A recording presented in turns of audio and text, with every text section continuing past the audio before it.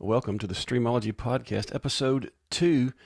We'll be talking about the how and the why of live streaming. I have my mind set on the how of live streaming, specifically a little bit about the mobile end of live streaming. We have a wonderful guest today and a very insightful, intelligent guest. Jared Wheeler will be joining us in just a few moments, and I'm looking forward to the conversation we will get to have with him. He will bring such insight to us, and we will greatly benefit from hearing some of the things that he is involved with in the world of live streaming. One of the things that I have been looking forward to in visiting with you in this episode is about cameras. Because I know that the live streams that we do so hinge on the cameras that we have available to us. I test cameras continuously throughout the year, and some of those cameras are full of promise. Some of them are fantastic. They deliver a great promise. Some of them fall short. Sometimes that's because funding runs out or because software just can't match what the hardware is capable of. Some of them don't even make it to market, but I try to bring you the most useful, depending on the kind of streaming, the type of streaming that you do. And it matters. It matters a lot, the type of streaming that you do. If you're stuck indoors like I am today, inside what we might consider a studio or just indoor streaming, it's very different than if you're streaming a live band or if you're streaming a basketball game or something like that, where you go remote and you set up and you take with you all the equipment you need to make sure that that live stream comes off without a hitch. So something that's been rolling over in my mind that I would like your opinion on. I would like to hear from you. What makes a live streaming camera? Maybe the more specific question. What makes a mobile live streaming camera? What's the difference between a live streaming camera and a mobile live streaming camera? Is it the software? I mean, because all of the live streaming cameras that I know of, all the mobile ones, they have good, robust software that can be operated from some kind of device. Is it the battery? I can set up a good 20 or 30 times PTZ camera for a basketball game so long as I can bring my own power or I know that there's power delivery there. But I have to have an AC jack. I have to be able to plug it into a physical connection, not just a USB power bank. For all the mobile live stream cameras that I'm aware of, they come with their own battery, and I'm able to take this wherever I need to go and set it up and shoot and be able to live stream whatever I see back to the folks that would be watching sitting on their couch or on their phone. I've seen a couple of reviews. Give me just a second. I'm going to grab one thing.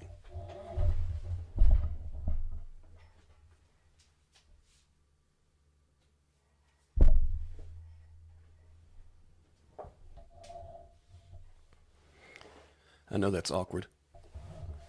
But Monty Weaver told me it's okay when you're doing a live stream because people expect things to go wrong. I've seen a couple of reviews where reviewers have referred to the tail air as a webcam. And I think a webcam is something you plug into a computer so that you can join a Skype meeting or a Zoom meeting or a Google Meets meeting. It's something that you can make a FaceTime call with. I know this camera can function as a webcam. Most live streaming cameras can. You can put this in UVC mode. You can plug it into a computer and you can make it be a webcam. But because of its software and because of its battery, it functions as a mobile live streaming camera and does a pretty good job of it. It does a really good job of it. It's different from a standard PTZ camera, which you can live stream from a venue or in a studio because it has a battery. that will allow it to operate on its own. It's got a magnetic bottom. I didn't know if you knew that or not, but you can just set this on a magnetic surface and it's fairly secure. You can post this up. You can point it where it needs to go. Use your little remote, set your presets, turn it on, connect it to your cell phone or tablet, and you can live stream with it. It's a wonderful piece of equipment. There are many of them available to us now that work the same. When it comes to your live stream, when it comes to your mobile live stream, my mobile live stream, the analogy that comes to mind for me is that of a band. And whether I feel like my camera is the keyboard or the drums or the guitar, I know that the camera is integral to the live stream. Connectivity is very, very important because data has to have, I mean, I've got to be sending data for there even to be a live stream, right? You remember 3G? 3G was the cellular data several years ago that people were so excited because it was such a leap in speeds over edge. Can you imagine trying to live stream over 3G? Oh my goodness, that would be horrible. Audio is incredibly important to a live stream. I get that. There are probably very, very few live streams that people would actually watch that have no audio. When I do a baseball or football game and I forget to turn the audio on or set up a microphone, people will immediately begin to comment, there's no audio, there's no audio, there's no audio, there's no sound, and it's just the game noise. It's not like I'm doing any play-by-play over my baseball or football live streams, but they want to hear those game noises. They want to hear the crowd cheer. They just want to hear some sound to know that there's a game on. Those things are important, but the camera drives the stream. And for a mobile stream, you need a mobile live streaming camera. So I've asked the question, what makes one? But I also have the question, what's your preferred one? What is your preferred mobile live streaming camera, if that's the kind of streaming that you do? Okay, enough of my opening rambling. Tonight's guest is one you are probably very familiar with. If you've spent any time at all in the Mevo customer group, excuse me, in the Mevo customer group on Facebook or on Discord, you have seen Jared Wheeler answer question after question after question. He is one of those fellas who is not only knowledgeable, but he's also generous with his knowledge. He is community oriented, and he wants to help people get the best experience out of what they have. He's always willing to share and help the rest of us out. Welcome, Jared, to the Streamology Podcast. My understanding is that you run an IT consultation firm. How did live streaming as a service become a part of this? That's a very interesting question, and we can get into a little to the weeds on this. So we can go back to when I first started live streaming, and it wasn't really known. I guess a lot of people weren't doing it. I actually started in the religious sector, house of worship, whatever you want to call it, by grabbing analog video, throwing it through a digitalization box into a computer, and then uploading it via RTMP or RTSP, depending on what platforms. When I say that, there weren't really platforms back then. So, depending on what web hosting or whatever the places had, we made it happen. And that's kind of where I got my start. It was like, hey, let's see if we can do this. We have these really nice digital audio workstation boxes. Mm-hmm. Let's leverage some of the horsepower there and see what we can do. And so that's how we started doing it. It kind of blossomed dramatically at, I guess, around 2020 March, COVID. But during that time, I guess 2018, somewhere around there, we started doing a lot of lecture style videos, recordings. Okay. For colleges or K-12 instructors, and up until recently, I had a studio to do this, and now I'm in the rebuild phase. I'm trying to revamp and recreate what I had. but yeah, that's kind of what got me started was the house of worship stuff and what can and can't be done at the time. And I now love that it's idea of, hey, you think we could do this? And just run with that, right? Could it possibly be done? There's our goal. I love it. right, right. And it wasn't the pastoral staff or anybody going, "Can we do this?" It was more or less me going, "We have this hardware," and they were recording their sermons and whatever at the time. And like, hey, why can't we leverage this hardware to put, you have a digital presence, let's throw it out there and see what happens. Yes, sir. Of course, now you go and review some of these videos from, 15 years ago, you're like, ooh, oh, quality's terrible. But I mean, analog TVs look terrible too. So that's right. It's what we had, it's what we could make use of. So it's what we put out there. Yeah. Yeah. So we were trying to figure out the best way to, best bang for buck, I guess. And at the time, nonprofits really don't want to spend any money. So we were trying to leverage the stuff that they already had. Man, when you start talking about best bang for buck, I can remember the budget to get our church one hour a week onto our local cable was $1,800 a month in the late 90s. Ridiculously expensive. Yep. We were trying to carve out some airtime. And I don't only do live streaming. We've done radio as well, and carving out on a secular radio channel, it's unbelievably expensive, especially when you're like, we need a 30-second block. I mean, a 30-minute block with no commercials, and they go, yeah, we can't do that. Like, so it's been an interesting journey, especially seeing how technology has changed. As well as the price of that technology. Yes. And we're actually the great beneficiaries of that technological change, because now we hold in our hand the equipment that took up, this massive tripod that the guy sat on to move around their camera, right? Right. And I still have in storage, I've got some of the old audio equipment, if you remember that brand. And it's all rack mount. So I was like, I didn't want to get rid of it because it's nostalgic. But I understand. Yeah. If I could afford to be a hoarder, I would be too. I keep very, very little stuff, but anyway, go ahead. But the stuff that's really nostalgic, you hang on to. Yes, I have a son that's built just like that. He's got some nostalgia in him. Yeah. So besides churches, what kind of organizations do you manage streams for? So I can speak at a high level. I do some streaming internally for government organizations. I can't speak on what. No problem. I saw some of your certifications on your website, so I expected that there would be some things you couldn't say. Yeah. There's I don't know. I kind of fell into that realm, and then they figured out what I do right on the side, because this is kind of a side gig for me.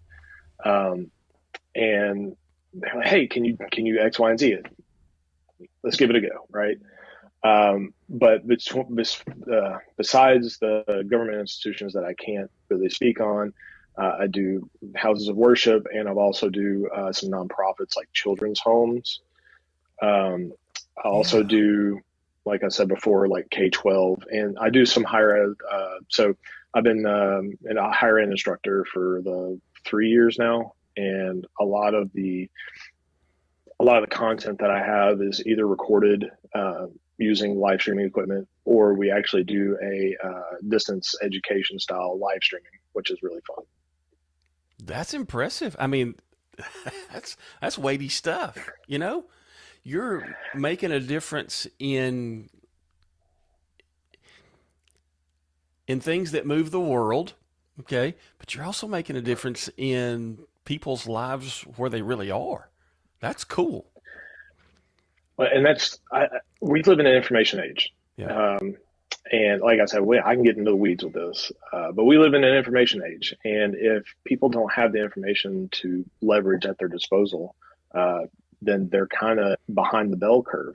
We have the opportunity and the methods with the hardware that we have to get the information in their hands for people to make and I'm going to put a broad statement behind this, but for people to make an educated decision. Mm-hmm. There's no reason for us not to put it out there, in my mind. Yeah. So all that goes on in that dome of yours, which is beautiful and impressive, I just have to say, you have all of this huge amount of knowledge, yet I see you constantly on the Mevo customer group on Facebook, and you're always answering questions. And I think this guy's brilliant, and I know how busy he is, yet he takes the time to answer people's questions. And I admire that so much about just who you are. But I have to ask, what do you see as the most common question there? But also, what's the best question you've seen off of that Mevo customer group? Well, I'm assuming your audience knows about Mevo, so I'm not going to dive into that. They do, yeah. Okay, so I've been using Mevo, and I'll go into my background on this a little bit. I've been using the Mevo platform since the start was released, almost exclusively for some things. And I was a Plus customer by fumes, I guess. I came into a house of worship and they didn't know what they were doing, and they bought a Plus. And they're like, hey, figure this out. So I actually had 2 or 3 organizations like that. So I've had my hands on it. I know about the older stuff, right? Mm-hmm. But I'm sorry, I lost your question. Most common question over there, and maybe the best question that you've seen. Okay, so the most common question is usually and I don't have data analytics or anything like that, sure. But I think the thing that I'm constantly pinging on is, why does the Mevo disconnect? Yes. And there's a plethora of reasons. And just like any discovery call, right? I ask a few questions. How are you connecting? Because a lot of customers, they present a problem, but they don't present the holistic problem. So, we got to figure out the setup, like the setup that's behind it. And then maybe we can pinpoint down to why it's disconnecting. The most interesting issue that I've seen, it was about a year ago, and I'm trying to remember the exact pieces to it, but they were using the Mevo platform, I believe it was via NDI and using Streamlabs. And they were getting Streamlabs desktop. I'm a Streamlabs OBS guy, okay. Slobs, the old stuff. But they were using that, and they were getting some kind of pixelation or something. This was before NDI HX. Okay. You could only run the full-fledged NDI. It actually ended up being a protocol on their network that was packet shaping their packets on their network to the degree of, like, the top half of their packets were malformed, pushing the image to their device, and it was showing up as pixelized. So that was really just deep in the weeds. The idea that you knew to look there, that was the thing, just blows my mind, dude. Well, it was a Hail Mary, and thankfully the customer knew when I asked them for stuff. They either knew or they knew somebody to get me the logs that I needed to see. Yep. And I saw them. I was like, hey, there's your issue. Go turn this and this and this off on your network, and it'll fix it. So, and it did. And I didn't hear anything back from them. So I'm assuming no. If you didn't hear anything, I guarantee you it fixed it. Good night. That is amazing. So I'd say some of the more complicated issues that we've seen are the more robust networks, such as like schools or prosumer style house of worship networks, where they have a decent firewall, that kind of stuff. That can run into some problems. but yeah, by far the most common is a disconnect. Yeah, sure. Okay. So, okay, we talked about some stuff that folks maybe had no point of reference on when we talked about the top end of packets being malformed.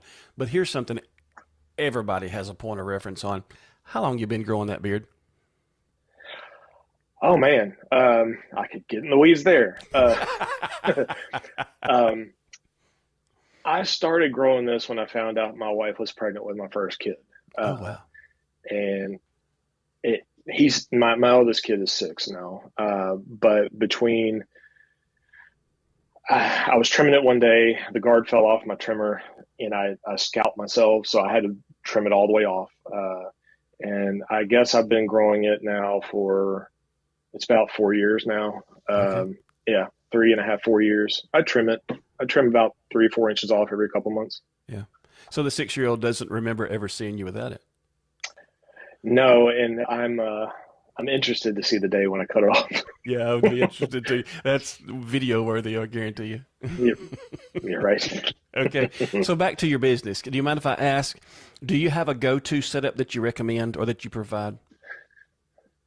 It depends. Normally when I get and I don't want to go too deep here, but normally when I get a call for, hey, we need we need this streamed or whatever, I have a discovery call and I find out their needs, and I usually based off of what their needs are, how my setup goes. My normal go-to right now, especially for House of Worship, is I have a PTZ Optics and DI camera. I have 2 Mevo starts, and I usually take a laptop and a mixer if they don't have a mixer. Okay. And I've got some off-brand wireless mics as well as some Rhodes, depending on it depends on the equipment that they have versus they don't. If I can plug into equipment that they have, then like a press box or anything like that. There's a lot of variables involved there. However, just if I'm because doing like there's a podcast, so many different organizations that might be calling you, right? Right. Yeah. So, like I said, right now, my mixer that I usually use for calls like this is in use for a week-long conference that's happening this week. Yeah. So, I use my personal equipment. Yeah. So depending on what they have is how I do my setup. If I do a podcast, I'm usually using Mevo starts and a mixer, a small mixer. I guess for generically, I'm a Mevo start, and I try to not use a mixer where I can. That way, there's not as many steps, right? Yes. But sometimes you just have to be extra. Sometimes you do. The more I get into what we do, and I'm not trying to compare me and you because you do so much more than I do, but the more we get into this side of technology, the more I realize simpler is better. Oh, simpler is so much better. Well, from that standpoint, when we went from before the Mevos were out, before we were able to do some of the stuff that we could do on such a small scale, I remember carrying around I think it was a 16-gallon Pelican box with cameras, cables, laptops, the whole nine, lighting, everything. And now I carry a small little backpack with a whole bunch of Mevos in it. What do you think that Pelican box weighed? Don't even get me lying. I'm going to say at least 100 pounds. It was heavy. I hope it was on wheels. Yeah, oh, yes, it had wheels. Yeah. All right. Okay, so talking about the how-to part of live streaming, what do you think the most important, the most crucial element of a successful live stream? What's that piece that you got to have this if you're going to have a live stream that's successful? Well, I don't think there's one piece. I think it's a ladder of events. Ladder. I like that. And when I say that, you have to have something that you have to have good upload regardless. Yes. Period. Especially if you're only live streaming. If you're doing post-production edits, you can record that all day long. Right. But the first step is good upload. Second step is good network. Using a hotspot from your cell phone is I say it's a no-no. That is bad juju. That's asking for trouble. Mm-hmm. Have a dedicated router. If your production is small, if your production is large and you've got multiple devices, multiple Mevos, cameras, etc., you need a fairly robust network because all of those internet packets and all those traffic packets go through the router. The router has to process them. Yes. So the faster processor that you have in your router, the better experience you're going to have. The next step up is you want good equipment for the live stream. So from the Mevo standpoint, I mean, you're going to want Mevo starts for your 6 to 8 foot distance. You're going to want a decent device to control multicam on. Mm-hmm. If you're going to use something outside the Mevo ecosystem, you want something with a good video sensor in it, right? You're going to want something, a good desktop or a good laptop to ingest that video to manipulate it before going out. The next step up from there, you're going to want good graphics. You can get away with a live stream with, and I don't want to say it like this, but terrible audio. And when I say that, a lot of the stuff that I do is not audio related. It's more or less lecture style. Mm-hmm. So if you're recording like a band venue, etc., for me, it's more or less the graphics. So when you're trying to draw your audience in, the cleaner graphics that you have, the manipulation therein matters. Mm-hmm. And I guess I take for granted having a mixer, right? A lot of people don't. Yeah. So I'm going to say graphics and audio are going to be that next tier up. And then your production. I'm going to say the overall production at the last. Okay. Have a game plan of what you're going to do. Yes. Always test beforehand. Roll through your edits, and I hate to use an OBS term, but roll through your scenes. Yeah. Make sure your scenes look good. Make sure everything flows the way you want it to, and then go live. I always try to pre-plan an hour or so in advance before I do a live stream, just to give me enough time. If there are hiccups, I've got time to fix them, that kind of stuff. So each priority within a live stream is going to be different depending on who you are and what you're streaming, right? But I think those are kind of the basics, kind of the what's the word I'm looking for? Milestones. Okay, I'll use that as but you've got to have each of those pieces in place, or it kind of crumbles, right? That it falls apart if something's missing there. Yeah. Or if you went cheap on one of those, unfortunately.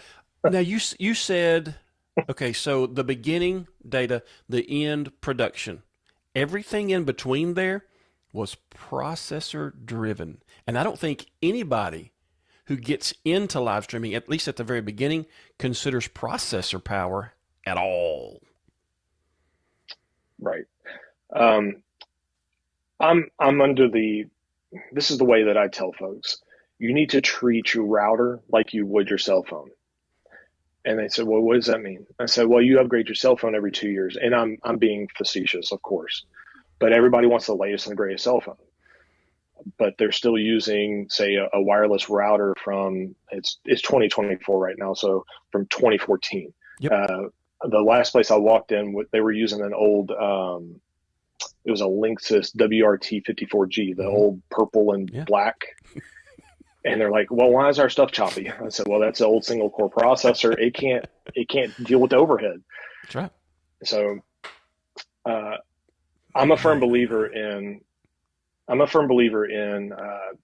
treat your networking equipment like you would your cell phone. That's really money wise, etc. Yeah. Good advice. Okay. One more. Are you willing to talk about what you're developing for mobile data handling? I've seen you hint at it. There's been a couple of posts that I've read of yours that make me think you're coming up with something in the mobile data area. What are you working on there? Well, it's not really mobile data. It's going to Okay. help with a product that is not released yet. That we have an NDA that I'm not saying anything else on. No problem. But March 19th, we will know what Okay. that is. What I'm working on is a way to take, I'll tell you what, I got one right here. So this is and I'm not, I'm not trying to sell these for them, okay? This is a Ubiquiti Amplify instant. It's a router. It's very, very small.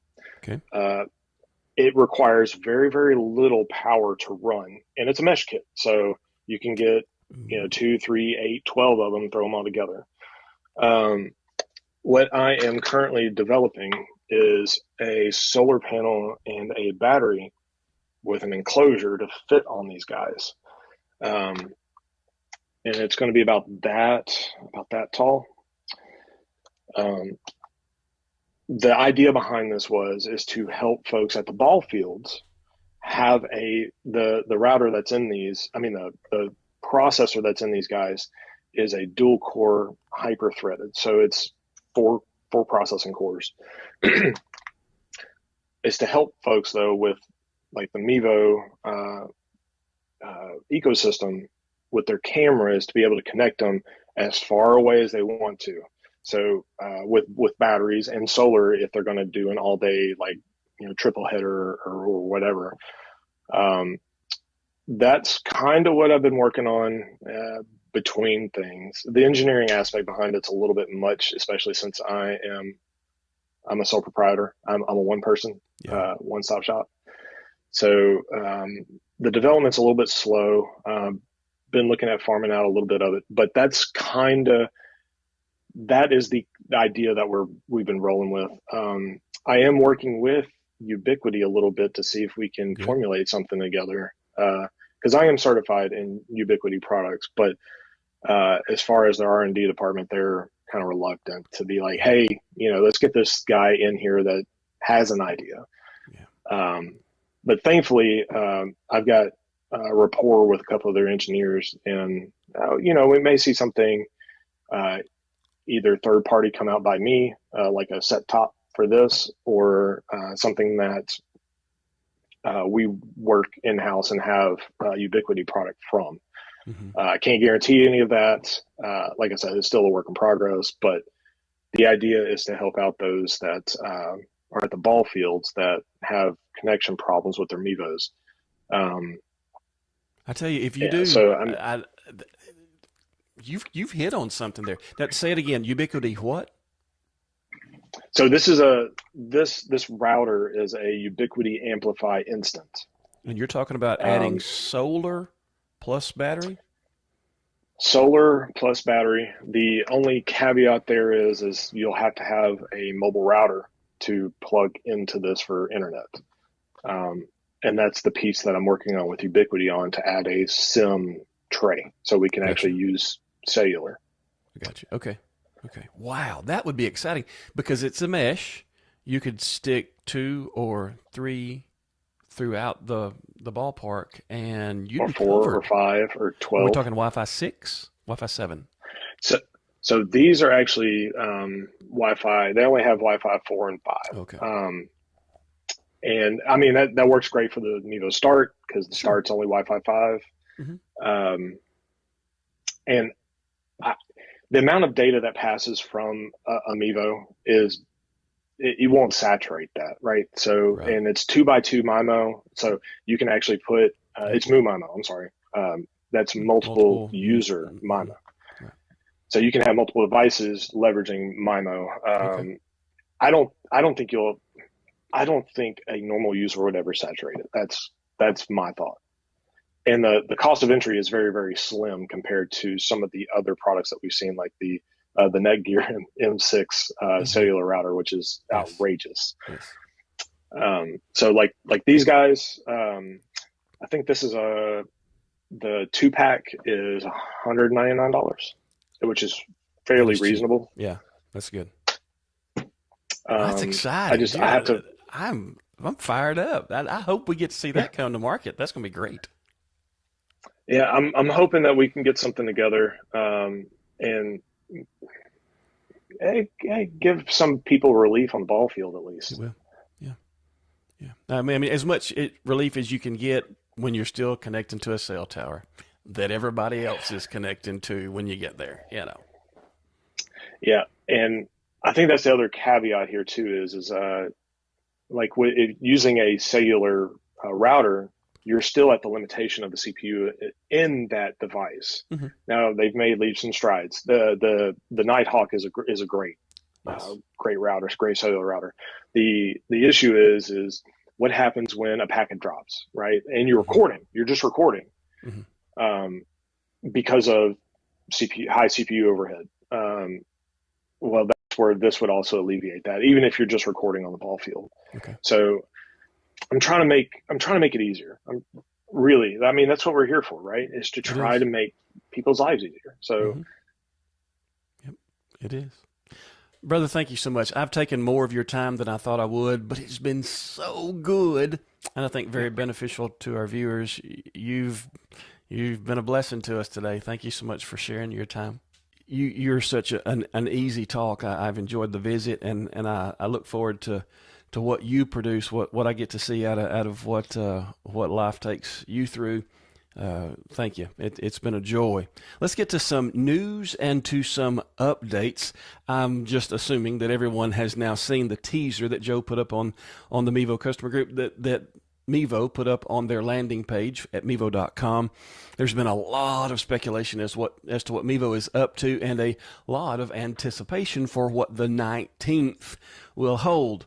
They keep pushing that date. That's going to be an upcoming thing that we need to be ready for, and I'm excited. I think it's going to be good stuff. So we're just looking forward to that. If you've got an opinion, you'd like to share it here, go ahead and drop one in the comments. That would be fantastic. I would love to see that.